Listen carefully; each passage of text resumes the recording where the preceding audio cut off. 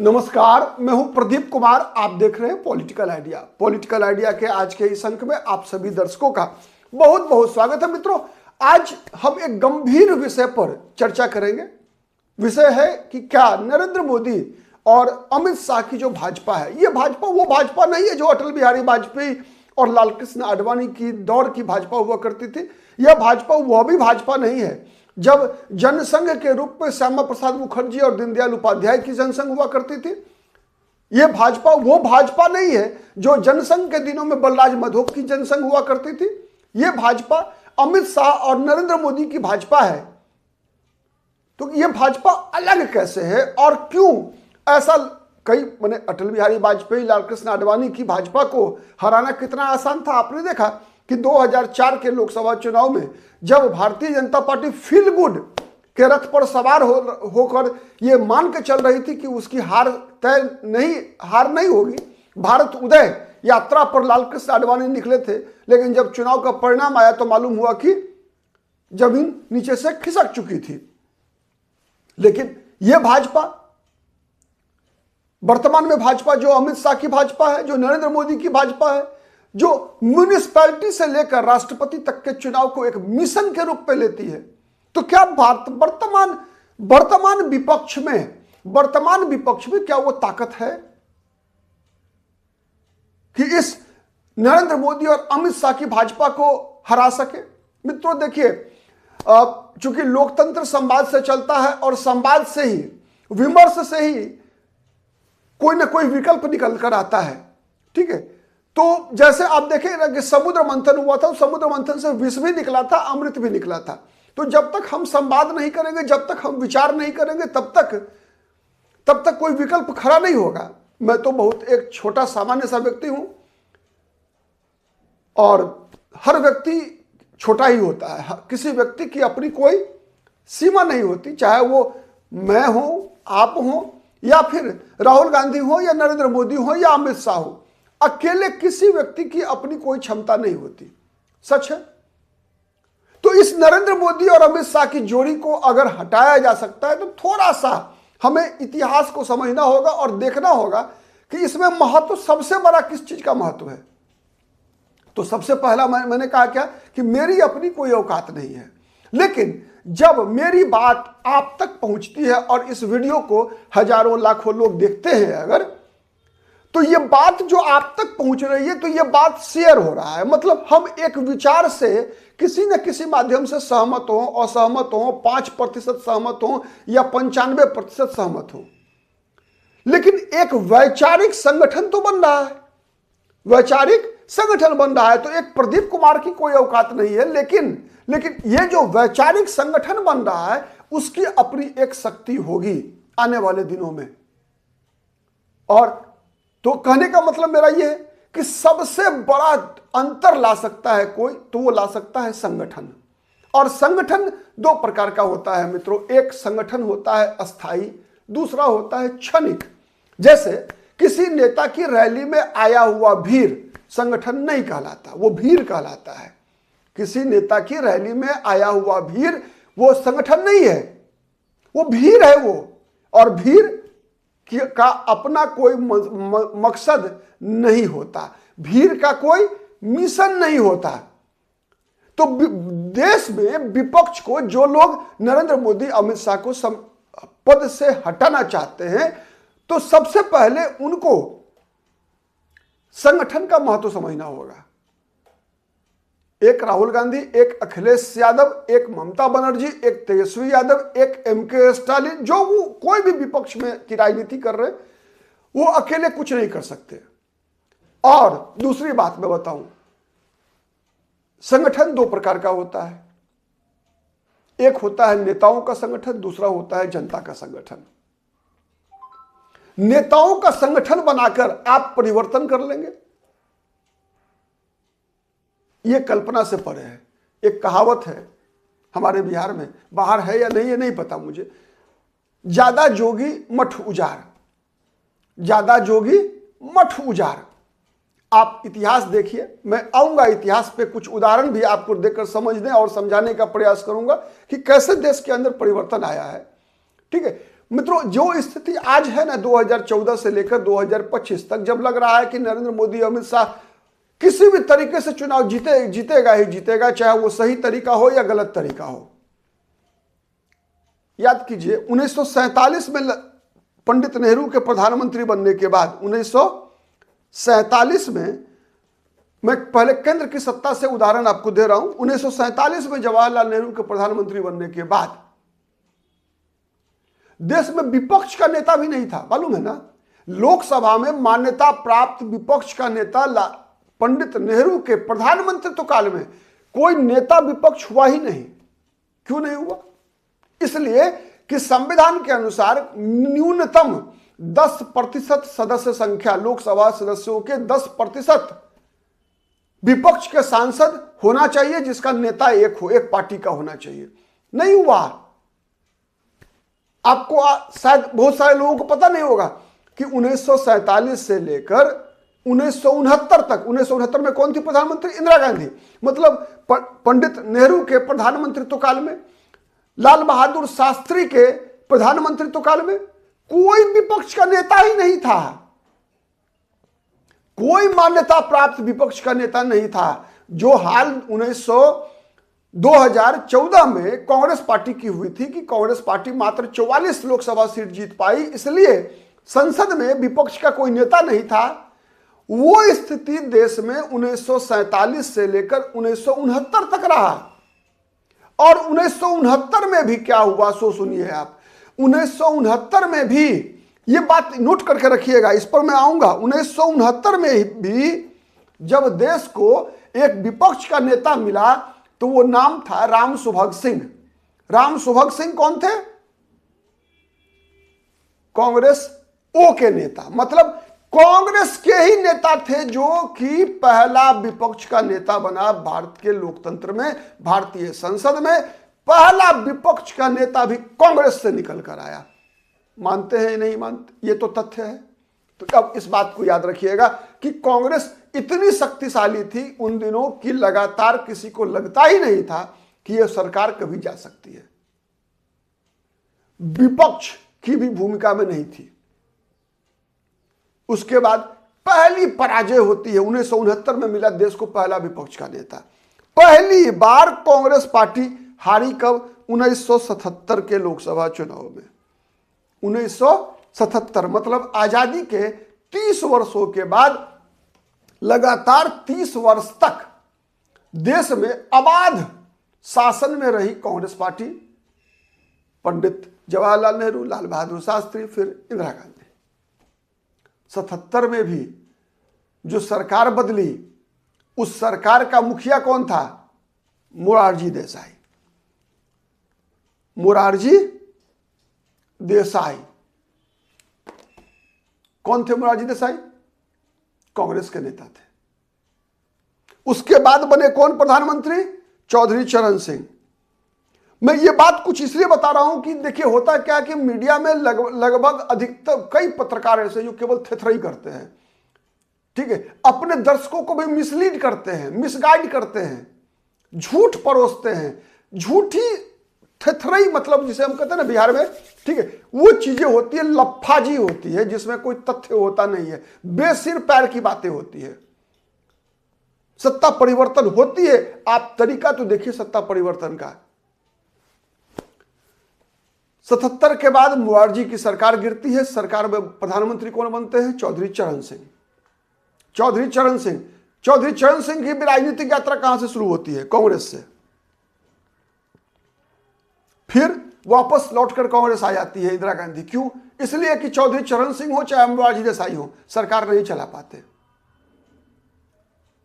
1980 में इंदिरा गांधी लौटकर आती है। फिर 84 में इंदिरा गांधी की हत्या हो जाती है।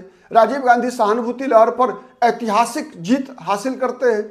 89 में फिर कांग्रेस की सरकार वापस सत्ता से बाहर जाती है। फिर कौन बनता है प्रधानमंत्री 89 में? फिर एक कांग्रेसी है, फिर एक कांग्रेसी है, विश्वनाथ प्रताप सिंह। उसके बाद वीपी सिंह के बाद फिर चंद्रशेखर, फिर एक कांग्रेसी। सच है? सच है या गलत है? और फिर चंद्रशेखर के बाद फिर कांग्रेस की सरकार, पीवी नरसिम्हा राव। यह सब कुछ चलता है कब तक? 1996 तक। 1996 तक, तब तक जब एचडी देवगौड़ा से पहले प्रधानमंत्री 13 दिन के लिए अटल बिहारी वाजपेयी बनते। पहला गैर कांग्रेसी प्रधानमंत्री 49 वर्ष के बाद भारत को मिलता है जो पक्का गैर कांग्रेसी प्रधानमंत्री बनता है, अटल बिहारी वाजपेयी। अब समझिए इसका कारण क्या था। इसका कारण क्या था, पहले इसी पर निष्कर्ष निकालते हैं हम। कारण क्या था? कारण यह था कि उन दिनों किसी भी गांव में आप चले जाते ना, भारत के कहीं भी, कश्मीर से लेकर कन्याकुमारी तक, ठीक है, हर जगह कहीं ना कहीं, हर पंचायत में, हर गांव में, हर शहर में, हर मोहल्ले में 5 कांग्रेसी जरूर मिलता है आपको। 5 कांग्रेसी जरूर मिलता है। तो जब आज हम बात करते हैं कि नरेंद्र मोदी और अमित शाह इतना मजबूत क्यों, क्या कौन हरा सकता है, कैसे हार सकती है, तो उसके पीछे सबसे बड़ी ताकत होगी संगठन की। जब तक देश का विपक्ष मतलब कांग्रेस, वो दिन वापस लाना पड़ेगा कांग्रेस को जब संगठन के महत्व को समझ पाएगी। आज वो स्थिति कमजोर होती गई, संगठन का महत्व कांग्रेस के लोगों ने समझना छोड़ दिया है। कांग्रेस का संगठन के बदले जितनी मजबूत उन दिनों कांग्रेस की संगठन हुआ करती थी, आज बीजेपी का संगठन भी नहीं पहुंचा है, लेकिन कांग्रेस की तुलना में बीजेपी का संगठन मजबूत है। इस बात से यदि कोई कांग्रेस समर्थक व्यक्ति भी इनकार करता है तो वो दूसरे को नहीं बल्कि खुद को धोखा दे रहा है। सच है गलत है? आज बीजेपी सांगठनिक रूप से कश्मीर से लेकर कन्याकुमारी तक कांग्रेस की तुलना में या किसी भी अन्य दल की तुलना में अधिक मजबूत है। सहमत है या असहमत है, कमेंट करके बताइएगा। पहला तो संगठन का महत्व, चूंकि नेता की बात को मतदाताओं तक पहुंचाता कौन है? नेता की बात को मतदाताओं तक पहुंचाता कौन है? संगठन पहुंचाता है। तो उन दिनों 47 से लेकर तब तक 96 तक कांग्रेस पार्टी इतनी मजबूत थी कि कांग्रेस पार्टी की बात, नेता की बात मतदाताओं तक पहुंचती थी। उसके बाद बीजेपी जब पहली बार 13 दिन के लिए अटल बिहारी वाजपेयी की सरकार बनी, आप याद कीजिए उन दिनों और उसके बाद भी 2014 तक भी बीजेपी को क्या कहा जाता था? उत्तर भारत की पार्टी। 5-7 राज्य में जहां बीजेपी का प्रभाव हुआ करता था, मध्य प्रदेश, राजस्थान, हिमाचल प्रदेश और दिल्ली, ये 4 राज्य ऐसे थे जहां से बीजेपी की यात्रा, सत्ता की राजनीति की यात्रा मैं बता रहा हूं कि शुरुआत हुई। फिर उसमें जुड़ा गुजरात, फिर उसमें जुड़ा महाराष्ट्र, फिर उसमें जुड़ा उत्तर प्रदेश, ऐसे फिर बढ़ती गई बीजेपी। फिर हरियाणा जुड़ा, बिहार में तो अभी भी गठबंधन की सरकार है, फिर त्रिपुरा जुड़ा, ऐसे बीजेपी बढ़ी है। फिर कर्नाटक, दक्षिण भारत में, आज भी तमिलनाडु में बीजेपी का कुछ नहीं है। केरल में संगठन के, केरल में भले ही विधानसभा लोकसभा बीजेपी नहीं जीतती है, लेकिन मैं बताऊं केरल में संगठन के रूप में बीजेपी की ताकत है। और बीजेपी की ताकत खुद जितनी है पार्टी के रूप में, उससे बड़ी ताकत है आरएसएस की। मानेंगे या नहीं मानेंगे? यह बात मुझे लगता है कि आज हमारा यह वीडियो कांग्रेस समर्थकों को ज्यादा देखनी चाहिए। ठीक है, चलिए। खैर, तो संगठन सबसे पहला इंपॉर्टेंट फैक्टर है कि आपकी बात रास्ते में अटक जाएगी। आपकी बात कितनी भी जेन्युइन हो, रास्ते में अटक जाएगी यदि आपके पास संगठन नहीं है। केवल संगठन ही वो मिशनरी है जो नरेंद्र मोदी, अमित शाह की बात को कहीं से कहीं पहुंचाती है और उस बात को वोट में कन्वर्ट करती है। जो ताकत कांग्रेस के पास 1947 से लेकर लगातार 1996 तक रही, उसके बाद धीरे धीरे कमजोर होती गई। भले ही सरकार कांग्रेस की 2004 से 2014 तक रही, लेकिन संगठन खोखला होता गया। संगठन का में सत्ता का केंद्रीकरण होता गया, इस कारण से खोखला होता गया। वही दूसरी बात मैं बता रहा हूं, एक तरफ 96 के बाद कांग्रेस की सत्ता का केंद्रीकरण होता गया, नेता आधारित काम होता गया, वहीं भारतीय जनता पार्टी के संगठन का विकेंद्रीकरण होता गया। बीजेपी फैलती रही वही, और फैलने का परिणाम क्या हुआ? बीजेपी से नए नए नेतृत्व निकलती रही। एक तरफ जहां बीजेपी नया नेतृत्व निकाल रही थी, वहीं कांग्रेस क्या कर रही थी? अपने नेताओं को ही कुचल रही थी। एक एक राज्य में ताश के पत्तों की तरह कांग्रेस मुख्यमंत्री बदल रही थी। परिणाम क्या हुआ? क्षेत्रीय छत्रप कांग्रेस में बनने बंद हो गए। आप देखिए जवाहरलाल नेहरू के दौर में छत्रप हुआ करते थे। उत्तर प्रदेश में गोविंद बल्लभ पंत, द्वारका प्रसाद शुक्ला, मध्य प्रदेश की बात कीजिए, इंदिरा गांधी के जमाने में भी हर राज्य में दक्षिण से लेकर उत्तर तक, पूरब से लेकर पश्चिम तक कांग्रेस पार्टी में छत्रप हुआ करते थे। हर राज्य में बड़े बड़े नेता हुआ करते थे। नहीं, महाराष्ट्र में वाई चौहान, माने कई बड़े बड़े नेता हुआ करते थे हर राज्य में। बिहार में देखेंगे डॉक्टर श्री कृष्ण सिंह, अनुग्रह नारायण सिंह, पंडित विनोदानंद झा, ललित नारायण मिश्रा। और मैं बताऊं एक चीज, आश्चर्य लगेगा आपको कि कांग्रेस में नेता अपने बड़े नेताओं से लड़ा भी करते थे। और इतनी आजादी थी कि तथ्यों के आधार पर, तर्कों के आधार पर आप अपने नेताओं के गुलाम नहीं होते थे, बल्कि नेताओं के प्रतिद्वंदी, और प्रतिद्वंदी का भी सम्मान होता था पार्टी के अंदर भी। क्या आज वो स्थिति मौजूद है? वो स्थिति आज बीजेपी में भी मौजूद नहीं है। मैं बता रहा हूं, ये विकृति बीजेपी में भी आ चुकी है इतने ही दिन में। कांग्रेस में लेट से आई, बीजेपी में पहले आ गई है। ठीक है, वहां भी विपरीत बातों को सहना की क्षमता अमित शाह और बीजेपी, नरेंद्र मोदी की बीजेपी में नहीं है। अब इसका लाभ भी देश का विपक्ष उठा सकता है। विचार, अलग अलग विचारों को सम्मान देने की बात, तो संगठन तभी मजबूत होगा जब आप संगठन में तोड़ने की बात नहीं करेंगे, जोड़ने की बात करेंगे। आज क्या हो रहा है, देश में जितना भी विपक्ष है और सत्ता पक्ष में भी, यह बात तो सत्ता पक्ष में भी है, ठीक है, कि केवल या तो नेता को कहा यस मैन बनो और नहीं तो बाहर जाओ। अगर नेता के गुलाम आप नहीं हैं तो आपकी राजनीति में कोई जगह नहीं है। लेकिन आप याद कीजिए 47 से लेकर 96 तक के कांग्रेस में, या फिर वाजपेयी और आडवाणी तक के बीजेपी में, मतलब 2014 से पहले के बीजेपी में क्या था? विपरीत विचार के लिए भी जगह था और उसका सम्मान भी था, रिस्पेक्ट भी था। तभी तो देश को पहला विपक्ष का नेता भी कांग्रेस ने दिया।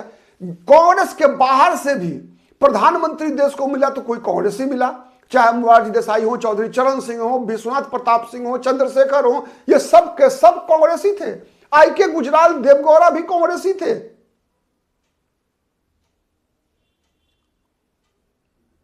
तो यह बात समझने की जरूरत है कि किसी भी पक्ष से निकलकर केवल कांग्रेस ही आ रहा था। यह ताकत कहां से आ रही थी? यह ताकत आ रही थी संगठन से, यह ताकत आ रही थी विचारधारा से।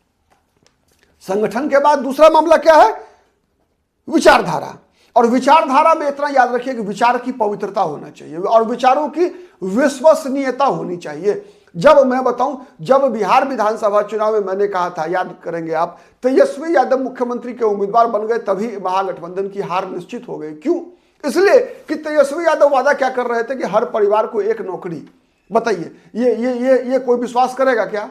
हर परिवार को एक नौकरी, सरकारी नौकरी। 3.25 करोड़ नौकरी कहां से आएगी भाई बिहार में? जिस बिहार की आबादी 14 करोड़ है, उस बिहार में 3.25 करोड़ लोगों को सरकारी नौकरी कैसे दी जा सकती है? तो लोगों को लगा कि यार फेंक रहा है। तो अब आप तुलना कीजिएगा, बहुत सारे दर्शक ये तुलना करेंगे जब मैं ये कह रहा हूं कि फेंक रहा है, कि नरेंद्र मोदी ने 2014 में ये वादा किया था कि प्रति साल हम 2 करोड़ रोजगार पैदा करेंगे, तो नरेंद्र मोदी ने नहीं दिया। तो आप मित्रों याद कीजिए, एक बात मैं बता रहा हूं ईमानदारी से, नरेंद्र मोदी को 2014 में वोट इसलिए नहीं मिला था कि नरेंद्र मोदी ने महंगाई की बात की थी। नरेंद्र मोदी को 2014 में इसलिए नहीं बहुमत की सरकार बनी थी कि नरेंद्र मोदी ने सुशासन का वादा किया था। नरेंद्र मोदी को सरकार में बहुमत इसलिए मिला था कि नरेंद्र मोदी ने हिंदू हृदय सम्राट की जो छवि बनाई थी,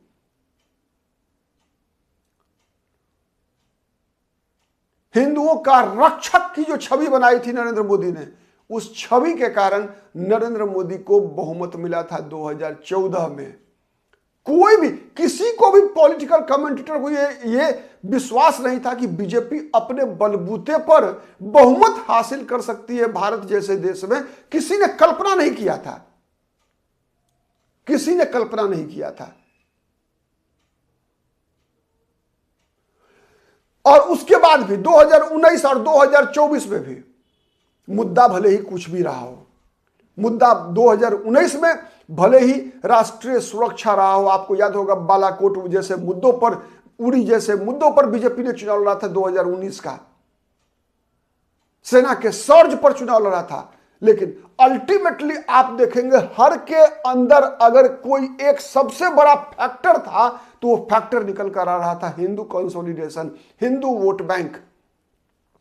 नरेंद्र मोदी या बीजेपी के लोगों ने सब दिन कहता रहा ना कि नहीं मुझे मुसलमान का वोट चाहिए ही नहीं, मतलब केवल देश की 14% मुस्लिम आबादी के खिलाफ हिंदू वोटरों का ध्रुवीकरण कराने का प्रयास करती रही बीजेपी। सच है या गलत है बताइएगा?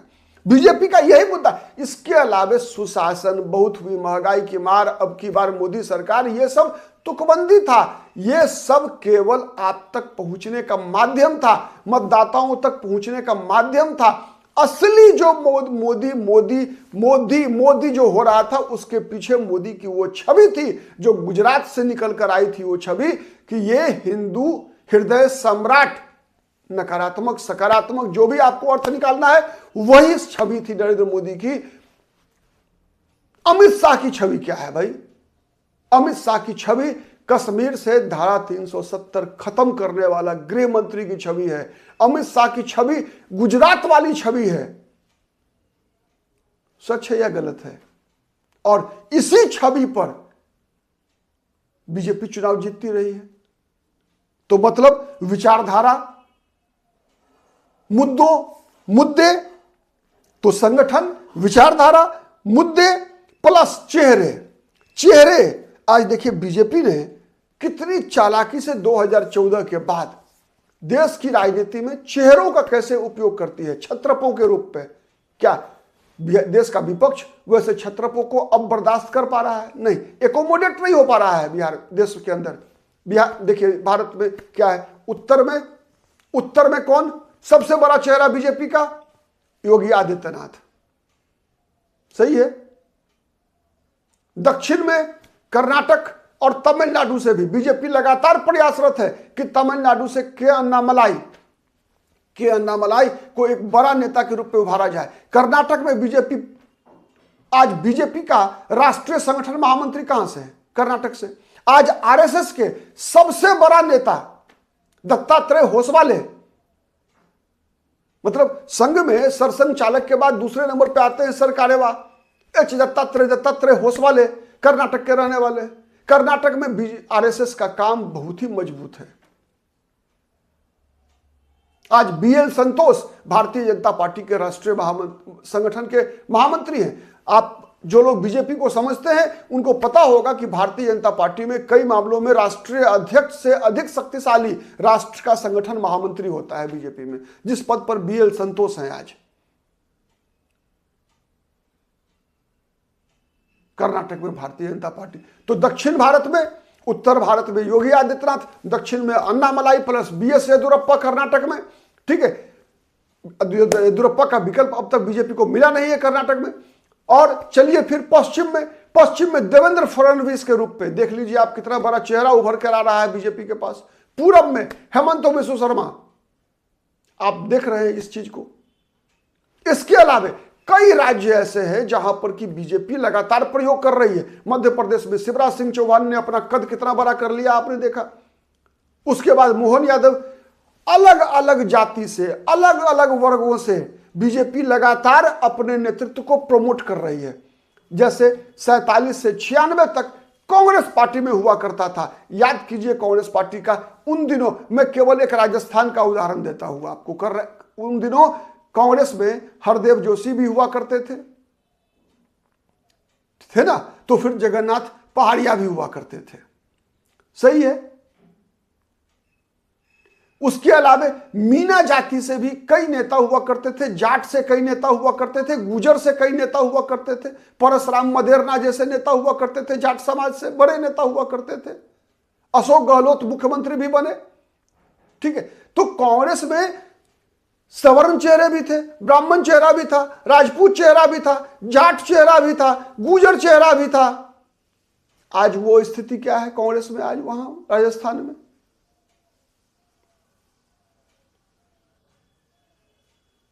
मध्य प्रदेश का ले लीजिए उदाहरण। मध्य प्रदेश में भी कांग्रेस पार्टी से 90 से पहले देखेंगे कई चेहरे हुआ करते थे। ब्राह्मण चेहरा श्यामाचरण शुक्ला, विद्याचरण शुक्ला, अर्जुन सिंह राजपूत चेहरा, दिग्विजय सिंह राजपूत चेहरा, सुभाष यादव या पिछड़ा वर्ग का चेहरा, कई कई दलित आदिवासी चेहरे हुआ करते थे। ठीक है, अरविंद नेताम हुआ करते थे, अजीत जोगी हुआ करते थे। कहां गए आज वो चेहरे? आज वो काम बीजेपी में हो रहा है जो काम कांग्रेस में हुआ करता था 96 तक, कि हर जाति वर्ग से नेतृत्व उभारने का प्रयास। आज वो काम बीजेपी कर रही है, आज कांग्रेस नहीं कर पा रही है। तो इसका मतलब क्या है? इसका मतलब है कि पूरब से लेकर पश्चिम, पश्चिम से लेकर उत्तर, उत्तर दक्षिण तक कांग्रेस के पास चेहरा होना चाहिए। पहले चेहरा विपक्ष के पास नहीं होता था, कोई ऐसा चेहरा नहीं था कि लोकसभा में मान्यता प्राप्त विपक्ष का नेता तक बन सके। उदाहरण दिया ना मैंने, राम सुभग सिंह पहला विपक्ष का नेता भी, सत्ता से बाहर करने वाला भी कांग्रेस का था, इसलिए कि विपक्ष के पास न संगठन था न चेहरा था। और 96 में मैं बताऊं आपको, 96 में सत्ता परिवर्तन क्यों हुआ? अटल बिहारी वाजपेयी भले 13 दिन के लिए आए, उसके बाद 1.5 साल में फिर सरकार बदल गई। 98 में बहुमत से वाजपेयी की सरकार बनी। क्यों बनी? सबसे पहला परिवर्तन हुआ कि चेहरा मिला बीजेपी को। याद कीजिएगा, चेहरा मिला बीजेपी को, बीजेपी को मुद्दा मिल गया। अब की बारी अटल बिहारी, बीजेपी को चेहरा भी मिला, बीजेपी को मुद्दा भी मिला। तब तक बीजेपी अपना राम मंदिर के रथ पर सवार होकर अपना संगठन का विस्तार भी कर चुकी थी। शिला पूजन से शुरू हुआ वो विस्तार का कारवां, हर गांव हर पंचायत में 10-5 भाजपाई खड़े हो चुके थे तब तक। और जैसे जैसे भाजपाई बढ़ रहे थे वैसे वैसे कांग्रेस सिकुड़ती जा रही थी। सच है या गलत है, जो लोग जमीन पर काम करते हैं वो लोग ज्यादा महसूस कर सकते हैं। याद कर लीजिए, केवल उस दौर को मैं केवल याद दिला रहा हूं। जैसे जैसे रामशिला पूजन से शुरुआत हुआ बीजेपी के विस्तार का, सांगठनिक विस्तार का, बीजेपी के भौगोलिक विस्तार का, वैसे वैसे कांग्रेस सिकुड़ती गई। 96 वो टर्निंग पॉइंट था जब भारतीय जनता पार्टी और कांग्रेस लगभग बराबर पर आ गई थी।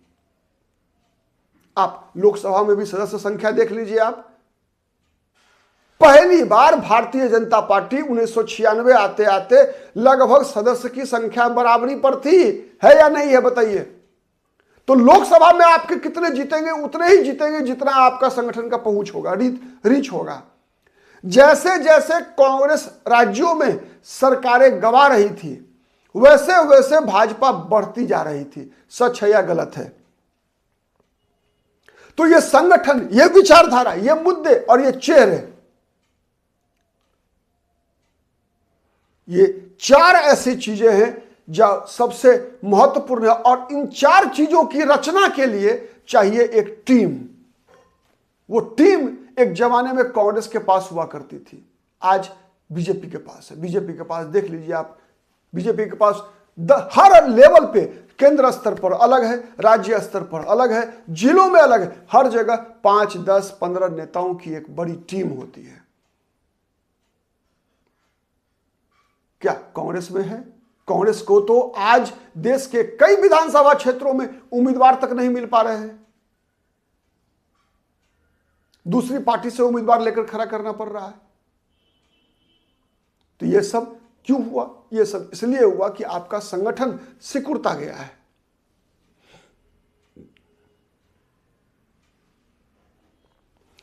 इसके अलावा कई बार लोग बोलते हैं कि बीजेपी के पास पैसा बहुत है, सामर्थ्य, बात आती है नहीं, आर्थिक सामर्थ्य, इसलिए बीजेपी बहुत मजबूत दिखती है, कांग्रेस को चंदा देने वाले लोग नहीं है।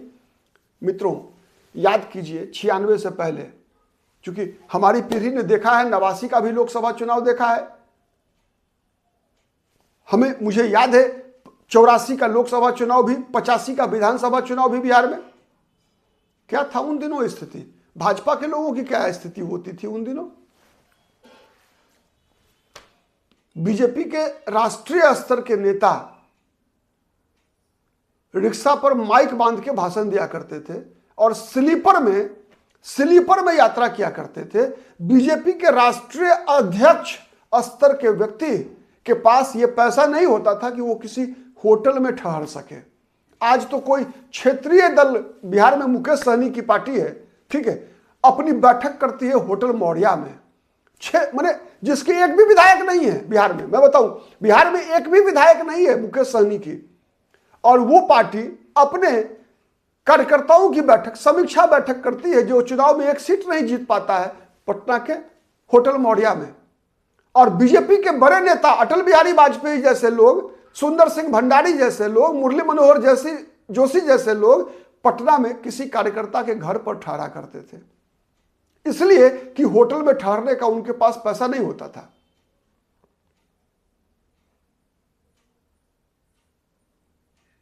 तो सामर्थ्य कांग्रेस की क्यों घटी, बीजेपी की क्यों बढ़ी, उसके पीछे कारण सबसे पहले समझिए कि बीजेपी 5 रुपया भी चंदा करती थी, अब नहीं करती। मैंने देखा है 5 रुपए का कूपन, 10 रुपए का कूपन बीजेपी का हुआ करता था। उसका मकसद पैसा जुटाना कम, संपर्क बढ़ाना ज्यादा हुआ करता था। क्या कांग्रेस के लोगों ने किया, विपक्ष के लोगों ने किया, आज कर सकते हैं। आपको चंदा हो सकता है करोड़ों में नहीं आए, लेकिन आप जब 5 रुपया 10 रुपया मांगने जाएंगे तो आपकी विश्वसनीयता आप कल्पना नहीं कर रहे हैं कि कितनी बढ़ जाएगी। ये बातें सीखनी पड़ेगी, कांग्रेस को याद करना पड़ेगा वो दिन जब कांग्रेस पार्टी 25 पैसे में सदस्यता किया करती थी। कांग्रेस पार्टी को याद करना पड़ेगा वो दिन जब कांग्रेस भी 5 रुपए का कूपन बेचा करती थी। आज इससे पैसा कम जुटेगा, लेकिन आपका संपर्क, आपका संगठन, आपके विचार अधिक लोगों तक पहुंच पाएंगे इसके माध्यम से। और जब आप अधिक लोगों तक पहुंचेंगे तो पैसा देने वाले लोग कौन हैं? वो आप पर विश्वास करेंगे, वो आपको ज्यादा पैसा देंगे। इस संभावना में पैसा देने वाले तो व्यापारी हैं मित्रों। कल कांग्रेस को दिया करते थे, आज बीजेपी को देते हैं। नहीं, कल बीजेपी की स्थिति यदि आज जो कांग्रेस की स्थिति है वो हो जाए तो कांग्रेस को स्थिति बदल जाएगी ना। नहीं, 96 से पहले क्या स्थिति थी? जो स्थिति आज कांग्रेस की है वो बीजेपी की थी, जो बीजेपी वाली स्थिति में कांग्रेस है। अंतर यही है।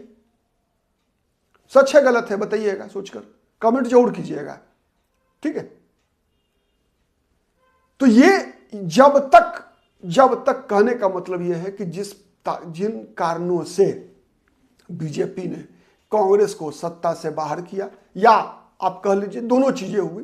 कांग्रेस खुद सत्ता से बाहर होती गई, सत्ता के केंद्रीयकरण के कारण सत्ता पहुंची नहीं, छत्र टूटते गए, संगठन कमजोर होता गया, कांग्रेस का सामर्थ्य घटता गया, विचारधारा की जो रीच होती है ना, फैलाव, विस्तार, वो कमजोर होता गया।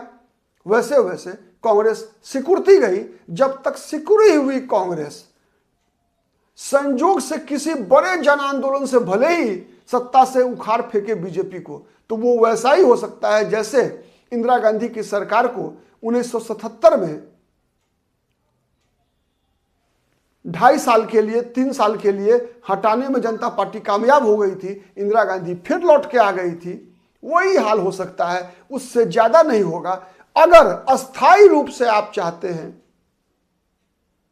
कि मोदी और शाह की भाजपा का विकल्प बने देश के अंदर, राजनीतिक विकल्प, तो फिर कांग्रेस को अपने पुराने दिन याद करने चाहिए और वर्तमान में भारतीय जनता पार्टी से सीखना चाहिए।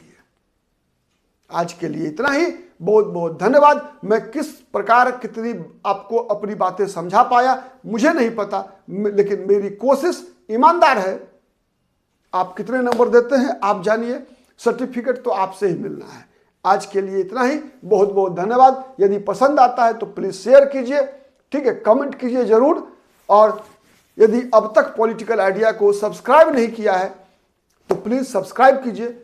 मेरा प्रयास यही होगा कि पॉलिटिकल आइडिया के चैनल पर हम किसी भी राजनीतिक दल के पक्ष में बैटिंग नहीं करें, देश की राजनीति को मजबूत करने का प्रयास करें। जहां सत्ता पक्ष गलती करे तो सत्ता पक्ष की कान ऐंठे, जहां सत्ता पक्ष अच्छा काम करे उसकी प्रशंसा करें, जहां विपक्ष कमजोर पड़े विपक्ष को सही सलाह दे सके, जहां विपक्ष अच्छा काम करे विपक्ष की प्रशंसा करें, विपक्ष अगर गलत करता है तो उसे भी कान पकड़कर उसकी कनेठी देते रहें। ठीक है, ये काम ही मीडिया का है, पत्रकारिता का है। इसके अलावे और जितने भी लोग होते हैं सबका काम नैरेटिव चलाना है, पार्टी के पक्ष में मिशन अपना अभियान चलाना है। मेरा वो मकसद नहीं है। आज के लिए इतना ही। बहुत बहुत धन्यवाद।